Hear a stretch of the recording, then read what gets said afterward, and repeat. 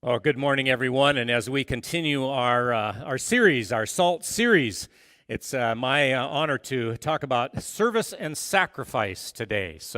And I think that gospel that we just heard is one of the prime examples of Jesus being a servant and teaching us also to serve. So it was a few weeks into the new school year, and Susan Moser, a mother from Pennsylvania, asked her young son what he thought of first grade, how he liked first grade. And he said, "Oh, I love school. It's great," he replied. And then after a brief hesitation, he added, "Well, except for one thing, I don't like it much when Mrs. Decker tries to teach us stuff." Well, that is a problem, isn't it, a little bit? Now, I know that some of my confirmation students up there would also agree that the fact that learning isn't all fun and games, it can be a challenge for both student and teacher. Jesus' disciples would certainly agree with this first grader. They didn't like it much when he tried to teach them stuff. Imagine Jesus' frustration as he tried to teach his disciples to live a kingdom lifestyle here on earth. Okay? Now, his disciples wanted an earthly kingdom. They wanted an earthly kingdom of might and power. He taught them about a heavenly kingdom. A kingdom of love and grace, of service and sacrifice. They wanted quick results. They wanted, quick results. Jesus taught them the value of patience and perseverance. The disciples wanted easy answers, but Jesus taught them to ask the difficult questions. In our Bible reading for today, Jesus knows that he will be returning to the Father soon, and he will be counting on his disciples to carry on his work. And so Jesus takes this opportunity to teach them one last valuable lesson. As John 13:1 says, having loved his own who were in the world, he now showed them the full extent of his love. And then Jesus did the last thing anyone ever expected he would do. He got up from the table, he wrapped a towel around his waist, and he began to wash their feet. In Jesus' day, the washing of feet was the task reserved not just for servants, but for the lowest of the servants. Every circle has a pecking order, right? And the circles of household workers was no exception. The servant at the bottom of the totem pole was the one who was expected to be on his knees with the towel and the basin. Max Lucado writes, in this case, the one with the towel and the basin is the king of the universe. Hands that shaped stars now wash away filth. Fingers that formed mountains are now massaging toes. And the one before whom all nations will one day kneel now kneels before his disciples. Hours before his own death, Jesus' concern is singular. He wants his disciples to know how much he loves them. More than removing dirt, Jesus is removing doubt. That's a profound statement. More than removing dirt, Jesus is removing doubt. Ralph Waldo Emerson once wrote, all persons are puzzles. They're puzzles. Until at last we find some word or some act which is the key to that man or that woman. Straight away, all their past words and actions lie in light before us. This moment, this act of washing his disciples' feet is the key to understanding all the past words and actions of Jesus. What is he saying here? He's saying, my love for you knows no end. You are precious to me, so precious that no sacrifice is too great for you. And as you picture Jesus kneeling in front of his disciples, remember this. Remember this. He knew that within a matter of hours, all these men would desert him. At his hour of greatest need, they would all fail him. Judas was already plotting against him. Peter would soon deny him not once but 3 times. What did Jesus think he was doing here? Well, that's easy. He was showing them the full extent of his love and the power behind service and sacrifice. In this moment, Jesus is giving them the most forceful, unmistakable example of what agape love, unconditional, undeserved, sacrificial, no strings attached love is all about. Agape love will go to any lengths for the sake of others, and that is what is behind all service and sacrifice. It cannot stoop too low, hang on too long, or suffer too much for the sake of its loved ones. Now, this is important. I'm not advocating that someone stay in an abusive relationship for the sake of love. Abuse is not and never will be love. But status seeking and selfishness never interfere with acts of agape love, service, and sacrifice. Many years ago, there was a kind of a sticky situation that arose at the wedding ceremony for the Duke and Duchess of York. All the guests and the wedding attendants were in place, and majestic organ music, filled the sanctuary of the Westminster Abbey, but something was wrong. As part of the wedding ceremony, the Duke and his bride were to kneel on cushioned benches to receive a blessing. A nervous whisper spread throughout the congregation as guests noticed that one of the cushions from one of the kneeling benches had fallen on the floor. Most of the attendants standing near the kneeling bench had royal bloodlines. At the very least, they were all from the upper crust of British society. To reach down and pick up the pillow would have been beneath them.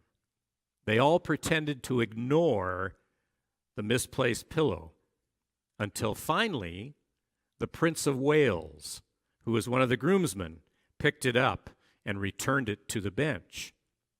Now, that may not impress us very much, okay? It might not impress us very much. But in a society that is as class-conscious as British society is, this was an extraordinary act.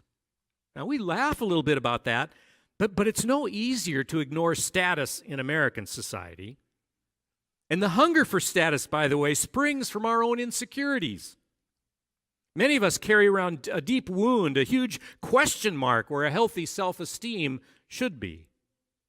And according to Lawrence Richards, only someone who is secure in his or her identity can humble him or herself and become a servant to others. John chapter 13, verse 3 mentions that Jesus had come from the Father, and he knew that he was returning to the Father. He had no qualms about his identity. Jesus had no qualms about who he was. He was not threatened or diminished in any way by his servanthood. It is those who are insecure in their identity that must constantly strive to appear great or in control.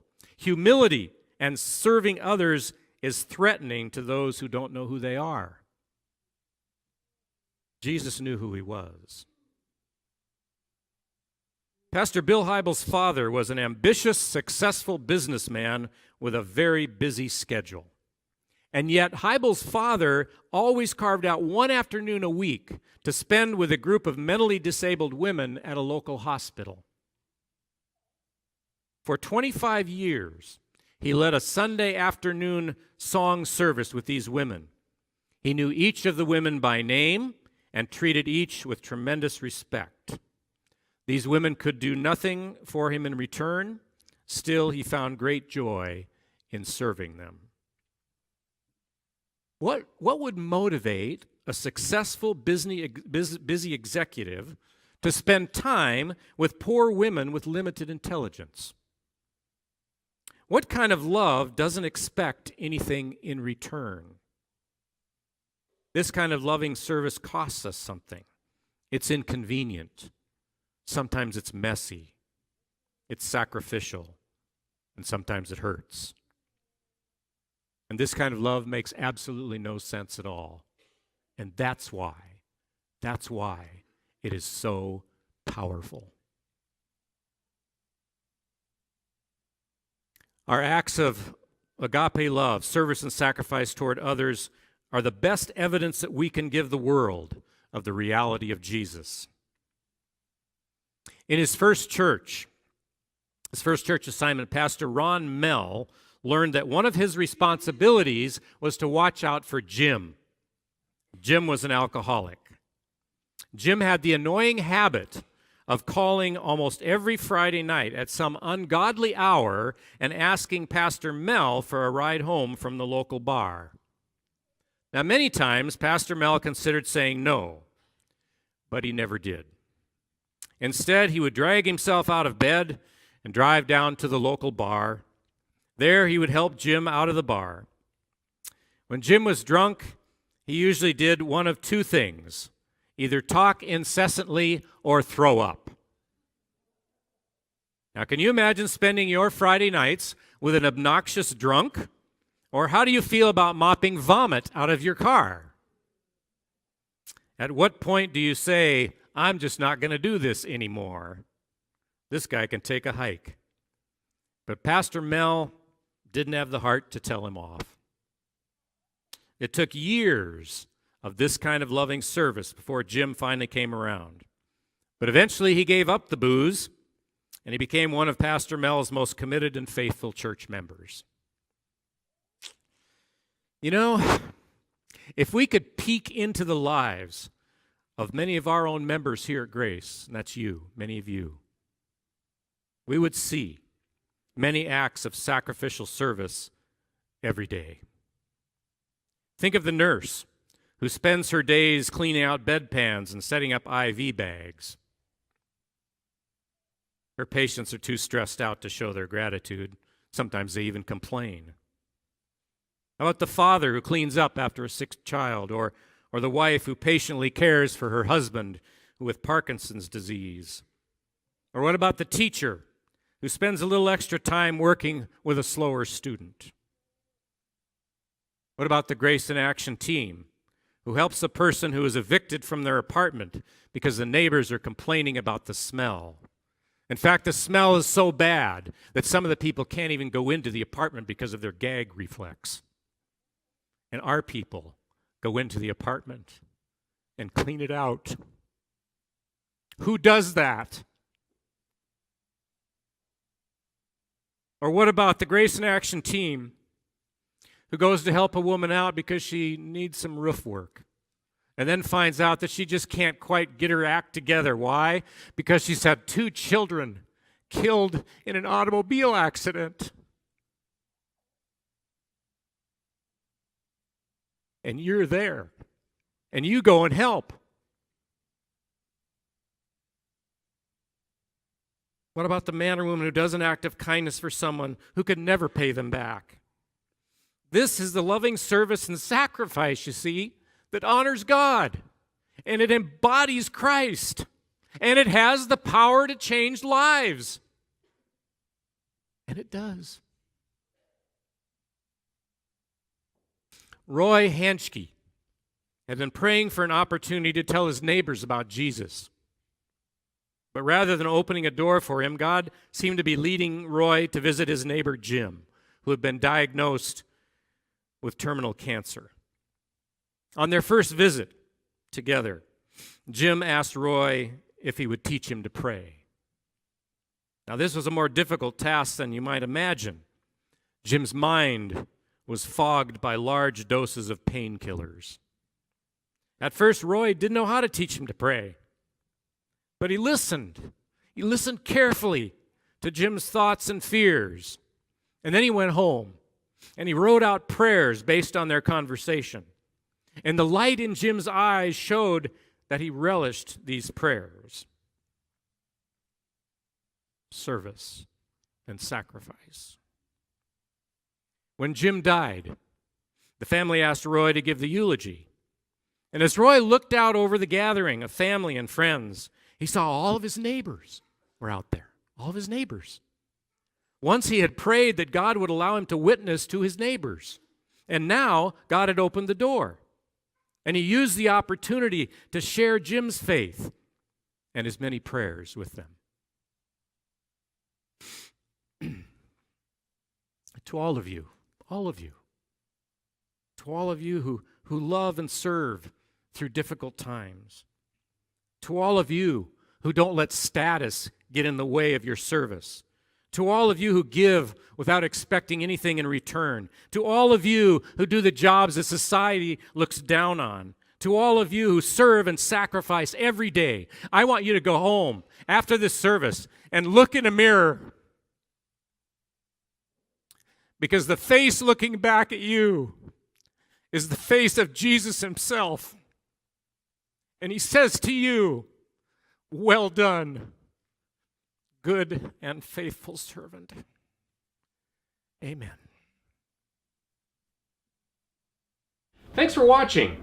I hope this video can further the discussion of your relationship with Christ, either at home or maybe in the comments below.